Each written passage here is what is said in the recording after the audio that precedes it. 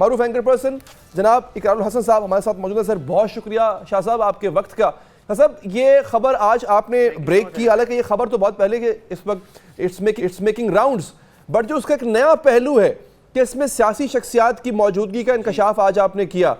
شاہ صاحب ایک بڑا عجیب سا معمہ ہے جو میری سمجھ میں نہیں آ رہا تھا جب یہ خبر میرے سامنے پہلی دفعہ آئی, کہ کیسے اتنے سالوں تک یونیورسٹی انتظامیہ کی ناک کے نیچے یہ سب کچھ ہو رہا تھا. یا تو یہ اس میں شامل تھے یا اتنے بیوقوف تھے, اتنے نااہل تھے کہ ان کو پتہ نہیں چل پا رہا تھا, اور اس میں کہیں نہ کہیں خدشہ رہتا تھا کہ ہو سکتا ہے اس میں بااثر شخصیات ملوث ہوں. پھر یہ خبر آپ نے بھی بریک کر دی. تو سر کیا اب علی بھائی میں جی فرمائیے گا سر, آپ سوال مکمل فرمائیے گا.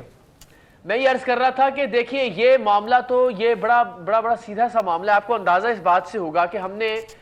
ڈیرہ اسماعیل خان میں آپ دیکھیے کہ ذرا وہ کس قدر یعنی ہم یہ کہہ سکتے ہیں کہ ذرا زیادہ دیندار لوگ وہاں پہ ہیں نسبتاً جو حلیے کے اعتبار سے. وہاں کی گومل یونیورسٹی ہے, اس گومل یونیورسٹی کا جو سٹی کیمپس ہے, اس سٹی کیمپس کے جو ڈین آف آرٹس ہیں ان کا نام ہے جناب پروفیسر علامہ مولانا صلاح الدین صاحب, جو کہ ہیڈ آف اسلامک ڈپارٹمنٹ بھی ہیں, جو کہ head of Arabic sciences department بھی ہیں, اور ڈین آف آرٹس بھی ہیں, اور اس سٹی کیمپس کے سربراہ بھی ہیں.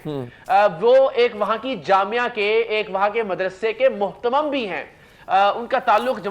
جے یو آئی سے بھی ہے اور مولانا فضل الرحمان کے بہت قریبی عزیز بھی ہیں. اچھا, ہم نے ان کی ویڈیوز ریکارڈ کی, اور ایسی نازیبا ویڈیوز کہ جن کا میں ذکر بھی شاید یہاں پہ نہیں کر سکتا,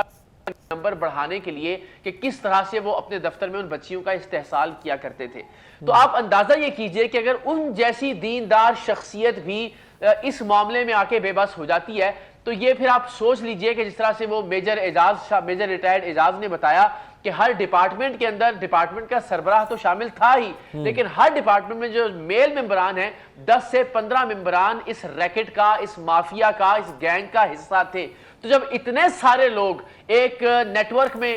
ملوث ہوں, ایک طرح سے کنیکٹڈ ہو ایک برے کام کے اندر, تو پھر سارے ایک دوسرے کو سپورٹ کرتے ہیں, اور برسوں کیا دہائیوں تک اس طرح کے معاملات جو ہے وہ انڈر دا کارپٹ پنپتے رہتے ہیں اور گند پھیلتا رہتا ہے. اور پھر کوئی اس طرح دیکھیے نا, یہاں پر بھی معاملہ کسی ایک معصوم بچی کی عفت بچانے کے لیے سامنے نہیں آیا, کسی کی عصمت بچانے کے لیے سامنے نہیں آیا, ان بچیوں کی عزت کا خیال کسی کو نہیں آیا, نہ ہی ادارے حرکت میں آئے, نہ ہی قانون حرکت میں آیا. قانون حرکت میں آیا تو ایک وفاقی وزیر کے حکم کے اوپر کہ میرے بیٹے کی ویڈیوز جس موبائل کے اندر بھی ہیں اس کو ڈیلیٹ کروایا جائے, تب جا کے معاملہ ان بچیوں کی عفتوں اور عصمتوں کی حفاظت تک پہنچا. ورنہ کسی کو یہ خیال نہیں آیا, نہ ہی کسی کا ضمیر جاگا, نہ ہی کسی کو کوئی اسپیشل انجیکشن لگا. صرف انجیکشن یہ تھا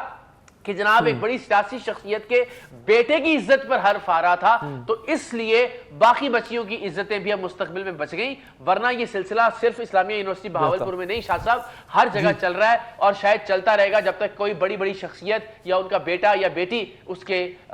ضمن میں نہیں آئیں گے. اور جب تک کوئی طاقتور شخصیت کی پشت پناہی نہ ہو شاہ صاحب, تو ممکن ہی نہیں ہے کہ آپ ایسے ریکٹ کو چلا سکیں.